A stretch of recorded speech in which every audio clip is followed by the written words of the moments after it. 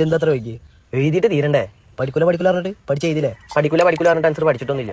എൻ്റെ അടുത്തൊരു പഠിപ്പുണ്ടായിരുന്നു. ഞാനവിടെ പട്ടിണി എടുക്കുന്ന എനിക്ക് അറിഞ്ഞല്ലേ. ഉത്തരം കിട്ടാതെ പട്ടിണി എടുക്കുന്നതിന് മുമ്പിൽ ഒരു പേപ്പർ നിറച്ച് ഉത്തരമായിട്ട് വരുമ്പോൾ എങ്ങനെയാണ് ഞാൻ വേണ്ടെന്ന് പറയാ? ഏതാണോ പഠിപ്പി? എടാ നമ്മളെ പഠിപ്പി കുറിച്ച്. കൊമേഴ്സിൽ അങ്ങനെ ഒരു പഠിപ്പ് കുറിച്ചില്ലല്ലോ. ആ പല്ലുകൊട്ടി കുറിച്ചാണോ? ഇവിടുത്തെ ഒരു പല്ല് മാത്രം പൊട്ടിയിട്ടുള്ളൂ. എടാ മണ്ടോ സയൻസിലാണ്. നമ്മൾ സയൻസിലല്ലേ? നമ്മൾ കൊമേഴ്സും നമ്മളൊരു തമ്മിൽ കുറെ വ്യത്യാസമുണ്ട്. വലിയ വ്യത്യാസമൊന്നുമില്ല. ആ പേര് മാത്രം മാറ്റി എഴുതിയിട്ടുള്ളൂ. ബാക്കിയൊക്കെ ഒരുപോലെ ഇതിന് ഓർക്കല്ലേ? അപ്പൊ ഇത് നമ്മൾ തോറ്റാലും വേണ്ടില്ല, നമ്മളെ ചങ്ങായിമാരെ കൂടി തോറ്റെന്ന് കേൾക്കുമ്പോൾ വല്ലാത്തൊരു സമാധാനമാണല്ലേ മനസ്സിൽ. റിലേറ്റബിൾ ആണെങ്കിൽ കമന്റ് ചെയ്തോളി.